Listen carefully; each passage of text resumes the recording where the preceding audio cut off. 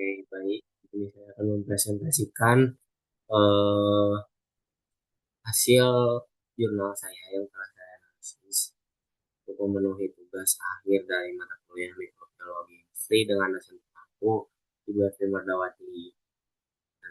Sebelum itu, izinkan saya perkenalan diri. Nama saya Abdul Malik Kamuti dengan NPM akhir 073. Lanjut.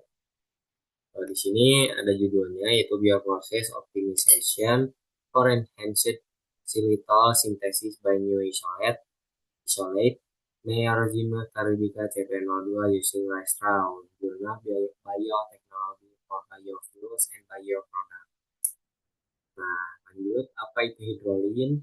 Dalam jurnal, hidrolin adalah cairan hasil hidrolisis jerami padi dengan asal sulfat encer, mengandung silosa sebagai komponen utamanya.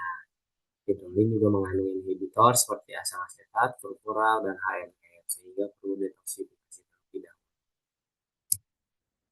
Lanjut, xylitol ini apa sih? Menurut penelitian, xylitol adalah alkohol gula poliol yang secara alami terdapat dalam sayuran dan juga dapat disintesis secara mikrobiologis. Xylitol ini digunakan juga secara luas sebagai pemanis rendah kalori dalam industri makanan dan farmasi.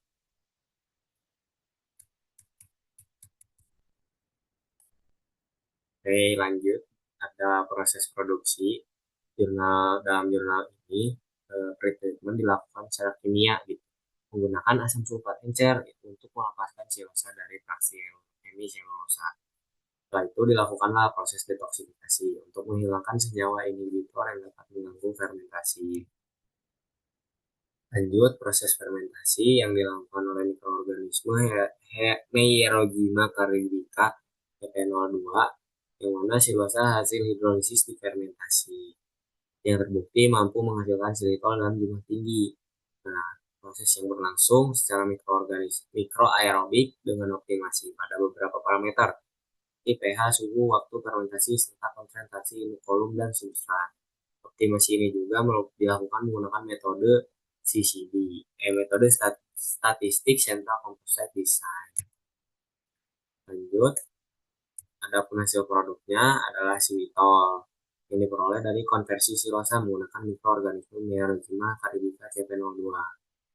Nah, proses ini menggunakan hidrolisis jerami padi hidrolin sebagai substrat utama setelah melalui tahapan pretreatment.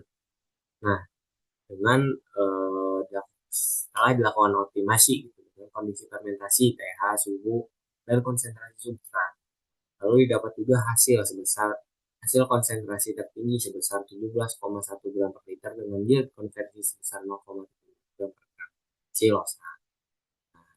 Hasil ini menunjukkan bahwa M. caribica CP02 merupakan mikroorganisme yang efisien. Nah, untuk substrat yang digunakan itu seperti tadi yang sudah disebutkan adalah hidrolin jerami padi, yang mana merupakan hasil hidrolisis jerami padinya sendiri, yang mengandung silosa sebagai gula utama bersama dengan glukosa dan inhibitor lain.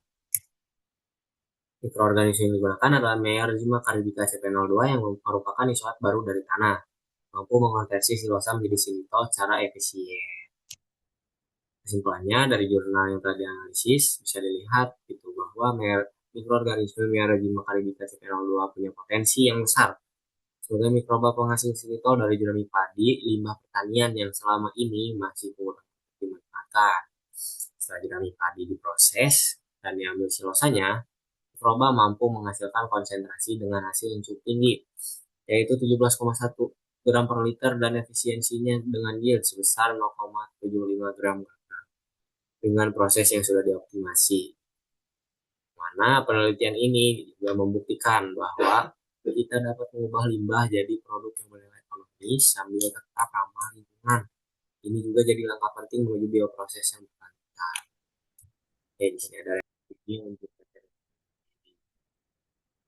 leasing Demikian, terima kasih.